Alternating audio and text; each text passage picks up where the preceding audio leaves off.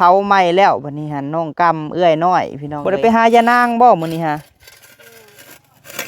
ขายแล้วบ่วานนี้ฮะได้เท่าไรฮะ20,000พี่นี่ตัวได้หาเงินสบายกว่ากันอยู่พี่อยู่บ้านนี่เงิน20,000นี่หาดนบ่ได้ฮะโดยมะขามขายมะขามแกะมะขามขายเอาไว้เฮานี่กะโอ้เอามาได้ทานคนละสอบเลยพี่น้องเอ้ยบ่มีแนวให้เอาทานให้เพิ่นบ่ดังแน่อย่าให้เฮาอีกเลยอยากให้แพงเจ้าน่ะแพงเฮาบ่โอ้บ่มียังให้เอาทานให้คันมีเงินเพิ่นเงินบ่หลายเลยบ่ได้แบ่งเงินให้เนาะมันมีเงินหลายสิแบ่งเงินให้ได้ย้อนชนทานคือกระตุ้นนะพายสิยังให้มันใช่บ่แต่ตู้แห่งว่าดีใจว่าบ่ถึกพี่น้องกลับมาว่าอีกว่าได้ย้อนว่าง่ายกว่ากันอยู่ที่แหละอยู่สวรรค์ม่วนบ่อยู่สวรรค์เงิน100,000นี่หลายมื้อบ่โอ้ยก็ได้แหละก็จะหานี่ก็แดดร้อนก็ป้าเฮ็ดหยังคือว่าแดดร้อนเสียหญ้าเเศร้าห้าวกันนั้นละหาก็ได้มื้อหนึ่ง30เสียหญ้าพี่น้องเพื่อสิได้100,000เนาะบ่เมื่อบ้านหน้าเกิดเขาเฮ็ดนะหน้าก็บ่ให้เขาเฮ็ดบ่เฮ็ดบ่หน้าก็ได้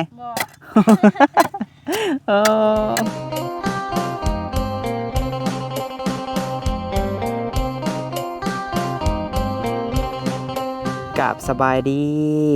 ดีป้าลุง FC ที่หักแพงบ่าวพามีเด้อพี่น้องเด้อเนาะเอาพบพ่อกันอีกแล้วพี่น้องเอ้ย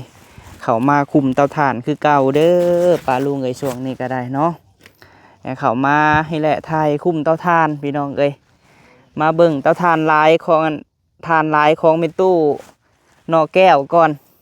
ได้ถ่านลายแท้นี่เนาะสบายดีเด้อเมตู้เด้อโทได้ทานลายแท้นี่ฮะจักสอบนี่เมตู้ก็ได้23ได้ให้ลูกพามีเพิ่นบ่ดังแน่สิให้เฮาอีกเลยเดี๋ยวให้บ่ดังล่ะโอ้น้อยก็สิให้ผู้เห็นคลิปแหลมวานนี่น้อยก็ให้แม่ก็ให้คือบ่เอาไว้ขายเมตู้ขายก็ขายให้ก็ให้ขายให้ก็ให้อย่าเอาทานให้เฮาโอ้ได้ทานลายแล้วอยากแบ่งให้ร้านดังว่าสอบหนึ่งพี่น้องเลยเอาทางพุ่นกับพ่อทางพุ่นเนาะเป็นตู้เนาะคือแบบซี่ให้ไม่เท่าคุณเจ้าขวดแลอันนั่นเก็บไว้ให้แน่แบบซี่ฮะพอได้ปิ้งหั่นปิ้งนี่แล้วก็เลือกออกก็งามนะโดยอันนั้นเด้อันโฮนแล้วก็เฮาก็เลือกออกเบิดก็งามโดยเลือกใช้ผู้ตู้ไปใส่เลยไปซื้อข้าวกินบ่มีข้าวกินโดยข้าวเบิดพอดีเนาะพอดีทันได้ขายทานเอาซื้อมานี่ซื้อจักโลให้ไม่เท่าจะซื้อ10 โลมาก่อนเนาะเพราะว่าทานนี่ถ้าขายบัดเดียวบ่แม่นตู้ขายบัดเดียวเขาสิเอาเด้อเพราะว่าต้นเลงนี่เขามาเอาสิพามาเอาแล้วก็ยังบ่แล้วติยิบบ่ทันได้แล้วนะให้เต้าก็ยังได้หลายเติบอยู่เนาะนี่บ่หม่ำเพิ่นก็ล้านเพิ่นก็จะได้30อีนายแล้วเขาอยู่บ้านน้องแสงก็จะได้หลายแล้วเอาเราไว้เอาถ้าก็น้อยก็พี่น้องเอ้ยป้าโทบักหลาเพิ่นก็ได้สบายดีเด้อบักหลาเด้อโดยขวดออกวานนี่เผาไหม้แล้วบัดนี้หั่นน้องกำเอื้อยน้อยพี่น้องเอ้ยห่าวอยากได้เงินเด้อนี่เนาะน้องกำเนาะดีใจอยากได้เงินว่ะโดยกองไหม้แล้วบ่บักหลาบัดนี้โอ้บ่ได้ไปหายานางบ่มื้อนี้ฮะขายแล้วบ่วานนี่ฮะได้เท่าไรฮะ20,000นี่ล่ะอาชีถามระหว่างอยู่บ้านกับอยู่พี่นี่ตัวได้หาเงินสบายกว่ากันอยู่พี่โดย อยู่บ้านในเงิน20,000นี่หาดนบ่ได้ฮะ โดย ส่วนหลายจะเฮ็ดหยังอยู่บ้านนะเพื่อสิได้เงิน20,000 เอามะขาม ขายมะขาม โดย อื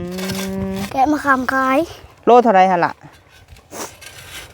จัก ฮอดบ่10,000หรือบ่ฮอดดอกเนาะสิประมาณ5,000นี่แหละพี่น้องเอ้ย 5,000 โดยวันนี้หันดีใจได้เฮ็ดทานเลยสิกล้องใหม่อีกบ่วันนี้ฮะ โดย เอาพี่น้องเอ้ยเพิ่นขวดวานนี่กับแม่ขมุกขมุมมื้อนี้เฮ็ดเต้านี่เพิ่นสิก่อกองใหญ่ได้พี่น้องเอ้ยที่เรื่อยฮะบ่พอพี่น้องเอ้ยเพิ่นอยากเฮ็ดเต้าใหญ่อยู่ดอกวันนี้ฮะเพิ่นก่อเต้าใหญ่เนาะเป็นตู้เนาะ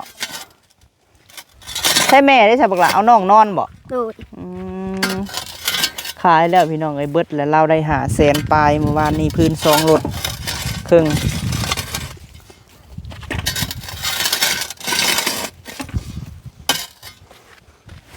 ระหว่างอยู่บ้านกับอยู่พี่เพิ่นว่าอยู่พี่หาเงินสบาย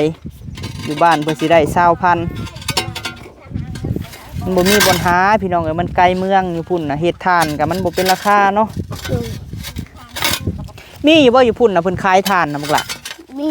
ชอบเท่าใดอยู่พุ่นน่ะ จ๊ะ ฮอดบ่ฮอดบ่10,000 30แต่มันหาไม้บ่มีบ่แม่เฒ่าจำยามใดเนาะโดยมาแต่วัดใดเนาะหั่นเนาะผู้วงมาแต่ทางใดมาแต่ทางใดโยเห็นเนาะถามเลยมาแต่วัดใดวะวัดป่าบ่สบายดีเด้อเอ้ยเด้อโดยเอาบุกเป็นบุกพี่น้องเอ้ย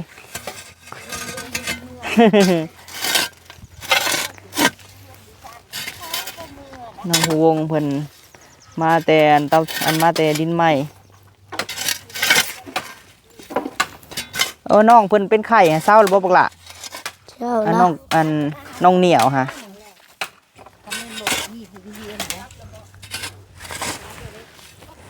ใช้รถถีบไปใช้แหละคือบ่เห็นแน่นคนหลักแล้วบ่จัก อยู่ไหน อยู่ใน โดย โอ้ เจ้าก็บ่ได้ปั่นซะบ่จักเนาะบอกว่าเอาเมื่อปั่นอยู่บ้านก็สิว่าปั่นอยู่บ้านบ่ เอาไว้อยู่ในบ่บักล่ะ โดย โอ้ไปอยู่นอกขยันคนเอาอะเนาะ โดยมีคนเอานี่เนาะ ยันคนเอา เมื่ออะไรเขาสิว่าและน้องกำไปสวรรค์นี่ได้รถถีบมาว่ะ น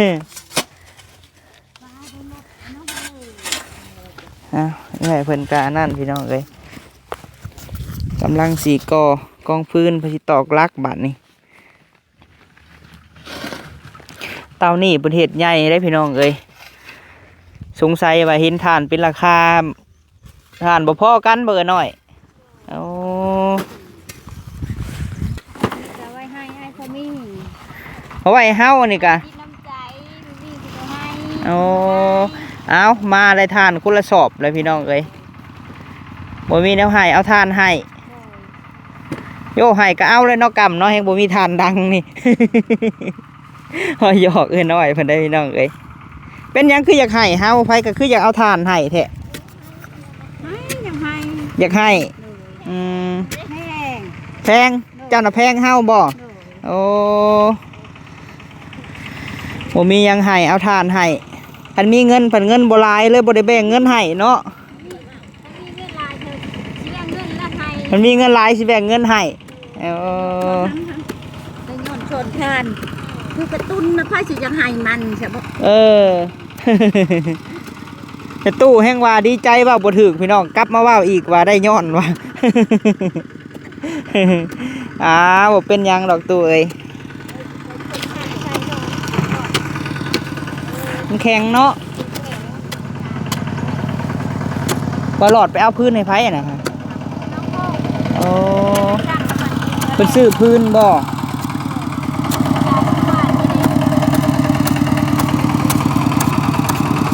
เอ้ยหาสั่งแล้วบ่ไหม้ฮะยังบ่โอ้หลังจากส่งให้เท่าทงก่อนแล้วสิมาส่งให้เจ้าเต้านี่สิใส่เพิ่มจักรถนี่เอ้ย มันเป็นว่าจะได้5 รถเอามา เอา5 ดาวนี่สิเฮ็ดหารถบัดขี้เลื่อยเอ้ยสิพ่ออยู่บ่ พ่อก็ไปเอาเพิ่นสามแล้ว โอ้สิยู่เอาเฮือนช้าๆพุ่นเอาเนาะไปยู่เอาก็ได้เอ้ยแพงเนาะ เอ้ย โดย อยู่บ้านกับอยู่พี่นี่ปิ่นมาดูสิถามนี่บ่อนได้หาเงินง่ายกว่ากัน อยู่ที่แหละอยู่สวรรค์ ม่วนบ่อยู่สวรรค์ โหน เออ อยู่ที่ได้โหน อยู่พุ่นนะหาเงินแสนหนึงนี่หลายมื้อบ่ โอ้ยก็ได้แหละมันก็จะหานี่ก็แดดฮ้อนกับบ้าน เฮ็ดหยังคือว่าแดดร้อน เสียหญ้า เสียหญ้า เจ้าห้าววันนั้นละ เออ หาก็ได้เฮ้อ มื้อหนึง30เสียหญ้าพี่น้องเพื่อสิได้แสนหนึงเนาะโอ้ย แดดฮ้อนจำเว้า มาบัดนี้แหละเห็นว่าหาเงินพอได้แล้ว ที่แรกมีมือแล้วบ้านก็ได้ บ่เมื่อบ้าน โอ้ เออ ละหน้าเกลือเขาเพชรนะ นาก็บ่ให้เขาเฮ็ดบ่เฮ็ดบ่นาก็ได้ บ่ เออหาเงินเอาเนาะ หาเงินนะ เอาสู้ไปเพื่อลูกใหญ่เอ้ย เออ คือว่าแล้วบ่ติภัยดอกอยู่บ้านมันก็บ่จักคำสิหา เออ มันไกลเมืองพี่น้องเอ้ยท่านก็เพื่อสิได้ขายสอบหนึงเนาะวันนี้หาสิสั่งมาหารถคันขี้เลื่อยบ่พอกะสิเอามาแต่ของเอ้ยสาพุ่นพี่น้องเอ้ยอืมเลยบัดมาแต่บ้านพุ่นแหล้วเนาะเอ้ยจังทมนี่เนาะอืมปัญหาของเฮ็ดไปเฮาก็ดีใจนาดบ่มีผู้ชายได้พี่น้องเอ้ยยังเฮ็ดติดต่อนี่500,000กันเนาะเพื่อสิหาได้พี่น้องเอ้ยแม่ตู้แม่ผู้ซอยเจ้านี่ก็ยิ้มเป็นๆและเห็นลูกสาวอันผู้จักเฮ็ดเลี้ยงลูกเลี้ยงเต้านี่แล้วคุดลักพี่น้องเอ้ย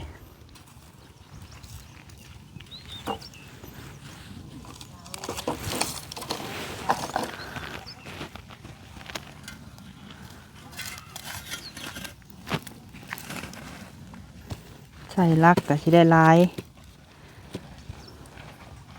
ดินมันแข็ง โดยเห็ดยาวและเตานี่เนาะเอ้ยเนาะมาน้ำไว้เห็ดคันแข็งกันเลยน้องกำกับผู้พี่น้องเอ้ย นักคอยกินมัน ควันในบักหลาเอ้ยได้ทานแล้วคนละสอบเลยเมื่อดังนี่แห้งบ่มีทานดังไม่ตู้เอ้ยเจ้ามีน้ำใจให้ฮะเขาก็เอาแล้วบ่ปฏิเสธดอกน้ำใจเนาะ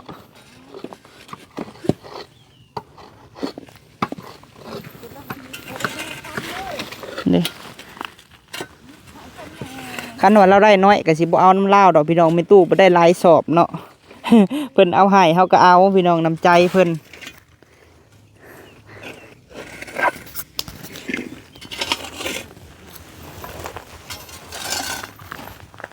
มีแกะมะขามเราว่าอยู่บ้านน้องกำเพิ่นว่าแกะมะขามเพื่อสิได้20,000นี่ไปหายานางก็ได้กล้าแข้งถึกหยังนะฮะทานแตะที่ ทานแตกใส่โอ้คือโพดแท้ท่านนี่ใช้แตกใส่ฮะทานไปคมโอ้ยเนาะสั่งว่าแท้จะไปจูดมันได้บอกล่ะมันแตกใส่หัวได้จูดไฟแหละมันอันนั้นบ่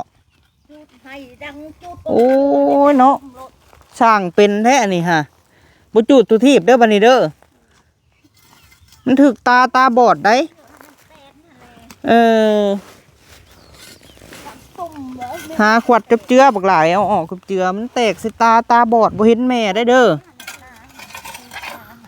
จูดขี้เหงื่อว่าพี่น้องเบิ่งนี่มันเต้นใส่แข่งหูเบิ่งนี่เพิ่นว่า6-7 บอนโอ้น้อยว่าอะไรยิบไผโลดเนาะ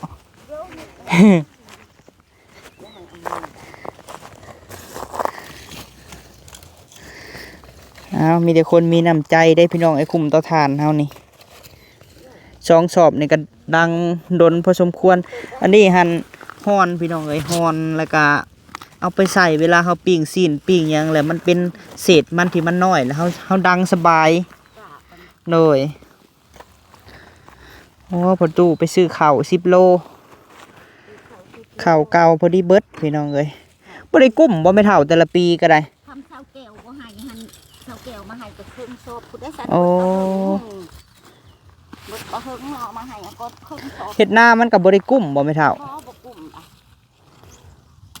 ว่าแล้วเนาะฮอดบ่หลายเพิ่นเฮ็ดเพิ่นเฮาบ่ได้ใส่ปุ๋ยใส่หยังมันเลยได้บ่หลาย ใส่ปุ๋ยเอาเงินมาจะ เอ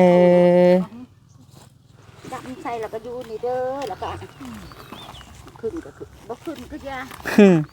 ธรรมชาติเนาะเอ้ยน้อยเราหลาบได้พี่น้องเอ้ยน้อยอยู่บ้านเราก็ถูกข์แฮงหาเงินเพื่อจะได้20,000 ยางนั่นแหละยังยางมาบ้านนั่นแหละยังยางมันอยู่ดีน่ะ เออ หาเนี่ย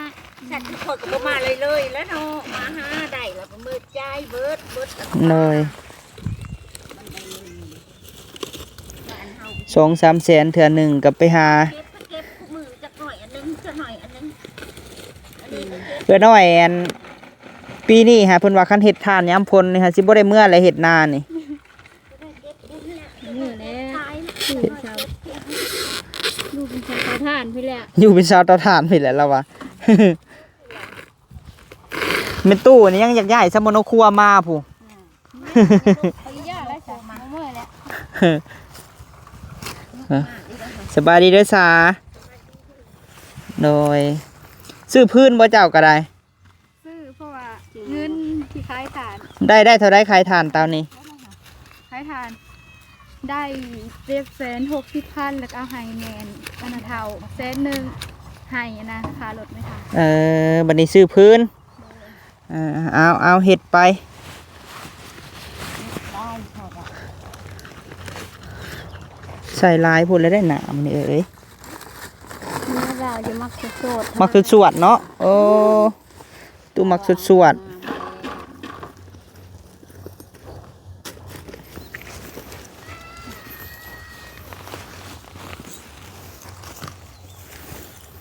ก็เลยเอาถัก หานะทักมีตัวเอ้ย มันจะได้หลายเนาะ มาแล้วเจ้าว่างเจ้าจังอันนั้นก็ได้นะเฮาบ่ได้ฟ้าวดอกเว่าพื้นว่าบ่ให้ทิมเก็บไว้ซื่อๆ จะเก็บแล้วแล้วดิ เฮาเสียดาย มันแล้วจังเมา ตะกี้หันเจ้าเมื่อแล้วบ่สมัยอันหอนขี้ทานขายค่ะ เจ้าก็ทันบ่ ท่านท่านแรกก็เดียวก็ได้ขาย เฮาได้ตั้ง20ปลายพุ่นเนาะตะกี้เนาะ เฮาได้30ข่อยหั่น พากันเก็บอยู่เนาะสมัยแต่เฮาน้อยหัน เก็บอันนี้แล้วก็ขายเขามาซื้อด้วยเนาะทานมึงดิ แม่น แต่ว่าพากันขายทานมึงก็ได้เงินจักสอบนึงก็ได้ สม5,000เฮ้ย สอบนึง5,000เนาะ ทานงามเลยลิเขาจองเบิดเลยได้พี่น้องเอ้ยทานเมตูนกแก้วนี่ จองหมดเลย อยู่เขตนี้ก็สามัคคีปองดองกันเนาะถือกันพี่น้องเอ้ยบ่ผิดบ่ให้กันมิแต่พี่แต่น้องกันเบิด เงินคำหาได้ หน่อยน้ำใจหายากหน่อยว่ะ กัน หน่อย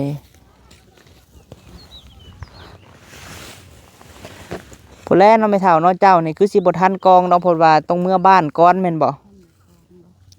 หลานสาวนี่คือสิแม่นมาแต่บ้านพุ่น ยายเลย เออย ายบัตรแล้วก็โทรมาบ้าน เมื่อนี่ก็แบบฟ้าวๆบ่นี่ไม่เท่าฟ้าวๆมาบ่เมื่อเลยกะ ข่าวอะไรเจ้าว่าก้นมันโพนี่เขาแล้วก็มา ก้นมันแล้วก็เขาติดอามันไว้400 โลแล้วก็โพและ400 โลค่อยแล้วมาก่อนย่า จะมาก่อนเอ้าเนาะก็น้อยแฮกฟ้าวน้ำทาน ทางเกิดน้อยนี่ยังฟ้าวมาก่อนได้นี่เนาะเอาไว้ทำไซฟ้าแลบพี่น้องไอ้เห็ดทานนี่เป็นตู้มาน้ำลังก็ได้ดอกเนาะเป็นตู้เนาะ มักเทกะที่บ้านเอาไปกิน ผ้าว่านผ้ามาบ่หลานสาวเจ้านี่ว่าลุยเห็ดทานแล้วเราว่าเลี้ยงลูกเอา โอ้เด้อมีลูกเคยลูกไผ่ลูกไผ่มี โดย ลูกไผ่ก็เห็นทุกวัน ลูกไผ่ไปแห้งถูกกว่าหญ้าเราว่าเอ้าหญ้ากระบืนบัดนี่ลูกไผ่ว่าสิได้เพิ่งลูกไผ่ไปลูกไผ่ไปแห้งถูกกว่าหญ้าอีกว่าล่ะ เออชอบหนึ่ง40,000 กีบพี่น้องเอ้ยสำสีดัง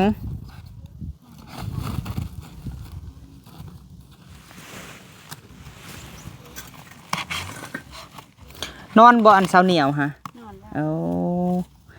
ร้านเหล้าอ่ะลูกอู้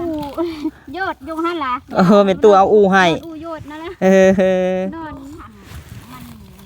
จักว่านอนอู่ไหมสิดีบ่จักเนาะน้อยบ่มีไผเป็นซานบ่แถวนี้นะ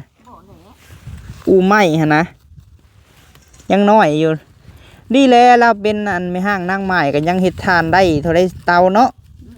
เราก็ญาติเฮ็ดลูกเฮ็ดบ่แม่นเว้าได้ผู้อื่นนี่หั่นไปขอทานก็สิเว้าก็ได้เนาะไม่เฒ่ามือตีนมีอยู่บื้นเนาะน้อยดีแหละเอ้ยลูกน้อยก็ญาติเฮ็ดเวลาลูกอันนอนก็เฮ็ดเวียกงานก็ได้ให้บ่เจ้ากะเที่ยนะให้เพิ่งให้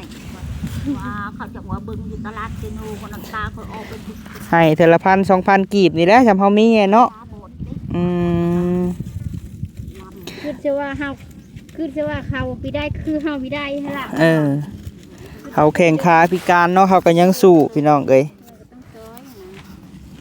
เฮาว่าตีนมือมีครบมันก็ต้องดิ้นรนคือว่าอะไรพี่น้องเอ้ยคันไปคอกับเพิ่นบ่อยากให้ปานใดเด้เนาะมือก็มี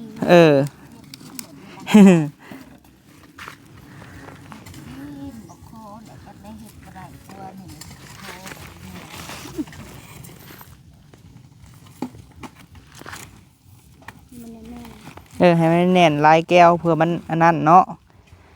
ขอบใจหลายๆเด้อแม่ตู้แล้วก็เอิ้นน้อยเนาะที่ว่ามีน้ำใจให้เฮาช่วงนี้เฮาก็บ่มีไม้เฮ็ดเลยอยู่บ้านน่ะมีได้ไม้เขาห่วงดอกเฮาก็ท่าสิไปตัดพร้อมซุมเจ้านี่ก็สิไปอยู่ไอ้น้อยเอ้ยถ้าเขาให้เขาแถวดินจัดสรรเฮาอยู่หั่นเขาบุกเบิกหั่นเจ้าหันได้อยู่ดอก10-20 เตาคันบ่กลัวแม่ตู้บอกว่าคันว่าได้พื้นมานั่นคันซื้อนะยายไว้แถวนี้เลยหน่อยตากไว้มันนี่หันเพิ่นสั่ง4-5 รถพี่น้องเอ้ยพุ่นแล้วเนาะแล้วคงบ่รอดอันตัดให้เท่าทงบ่แล้วจังแก่มาให้เจ้าเนาะเนาะพอดีแล้วกองไว้ให้ไม้มันห่าวให้ไม้อันน่ะมากับพอดีจูดผมสิริวมาก่อนแม่ตู้แลพี่น้องเอ้ยเลยของฝากจากแม่ตู้นอกแก้วกับไอ้น้อยเราเห็ดเป็นแล้วทานบัดนี้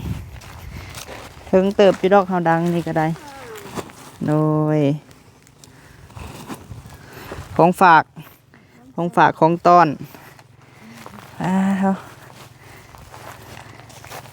เพิ่นจ่ายเงินแล้วบ่ยังบ่ทันมาเอาบ่เอ่ยของเจ้านะยังเพิ่นนี่คือว่านี่เฮมาแล้วเลยญาติเฮ็ดเวลาลูกรับลูกนอนเราก็ได้เคยเฮ็ดพี่น้องเอ้ยบ่พอมีกะบ่แม่นว่ามีช่อง YouTube คุมื้อนี้แหละสิบ่ได้เฮ็ดทานพี่น้องเอ้ยกะโอ้ยเนาะเฮ็ดคือกันพี่น้องเอ้ยคือป้าลุงเห็นตะกี้นั่นแหละไผก็ได้ตะกี้กะ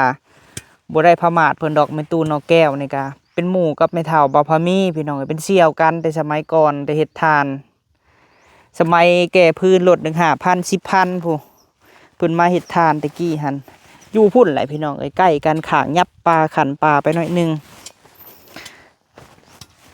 นี่หั่นให้เพิ่นแก้ให้ตะกี้ก็ได้บ่ได้มาเฮ็ด YouTube แล้วก็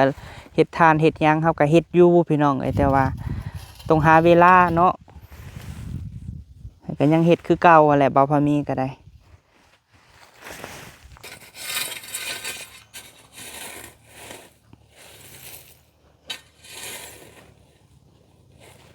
ตะกี้ก็คือน้องกำนี่แหละพี่น้องเอ้ยเห็ดปลากับลาตีเนาะสมัยแต่ก่อนมุกขมุมอะไรพี่น้องเอ้ยกับทานนี่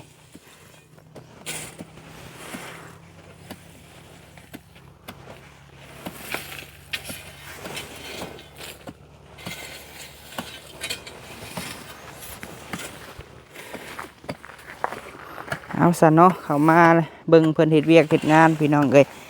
บ่แรงเฮาสิเข้ามาเอาเด้อเด้อขอบใจหลายๆอยู่ดีมีแฮงเอาเฮ็ดไปเฮ็ดเท่านี้เท่าใหญ่เอาสบายดีเด้อเด้อโดย สิได้เต้าหนึ่งพี่น้องก็ต้องใช้เวลาแหละเอาขอบใจเด้อแม่ตู้เด้ออยู่ดีมีแหงขอบใจหลายๆโดยเอาได้อยู่บนนอนคักแล้วเนาะโดยขอบบุญขอบคุณหลายๆเด้อเนาะผู้ใหญ่ใจดีใจบุญที่ว่าได้สดสอยทางเอื้อน้อยก็คือแม่บุญทวีเนาะแม่เปาพามีอยู่ทางออสเตรเลียพี่น้องเอ้ยแม่บุญทวีเนาะเพิ่นได้สดสอยมาพร้อมด้วยแม่พันธุ์พี่น้องเอ้ยแล้วก็ผู้ใหญ่ใจดีใจบุญที่สดสอยทางครอบครัวแม่ตู้นอกแก้วพี่น้องเอ้ยก็เป็นทางแม่รัฐแม่เรื่องอยู่รัฐแคลิฟอร์เนียเนาะพร้อมด้วยแม่ตุ้มก็เอ้ยแขกเนาะพี่น้องได้สมทบซอยแม่ตู้นอกแก้วพี่น้องเอ้ยจังไดก็ขอบบุญขอบคุณหลายๆเด้อเนาะที่สดซอยคุมเตาถ่านนี่แหละเนาะให้มีอยู่มีกินพี่น้องเอ้ยอย่างเช่นก็คือน้อยบ่พอมีก็เข้ามาอัปเดตเพราะว่าเราก็สู่ชีวิตอีกครอบครัวหนึงพี่น้องเอ้ยอยู่บ้านมันก็บ่พออยู่พอกินให้เป็นแม่ห้างนางไม้เลี้ยงลูกส่งลูกเฮียนอีกพี่น้องเอ้ยบัดนี้หันแม่ตู้เพิ่นซื้อรถถีบให้แล้วสิให้เมื่อบัดนี้เนาะทางน้องกำปิดโรงเรียนแล้วจังมาเฮ็ดทานน้ำแม่พี่น้องเอ้ยแม่ตู้ว่าบ่อยากให้หลานจะให้เป็นหนังสือพี่น้องเอ้ยบ่อยากให้กึกหนังสือเนาะโดยขอบบุญขอบคุณแม่ตู้วีหลายๆเด้อแม่เอ้ยขอบบุญขอบคุณให้แม่อยู่ดีมีแฮงทำมาค้าขายขึ้นเนาะสุขภาพร่างกายแข็งแรงเด้อเนาะโดยไปสำหรับคลิปนี้พี่น้องเอ้ยสิได้ขอจบคลิปก่อนเดี๋ยวค่ำๆที่เพิ่นแบ่งทานให้ผู้ละสอบพี่น้องเอ้ยขอบบุญขอบคุณเพิ่นหลายๆเนาะโดยไปสบายดีเด้อพี่น้องเด้อ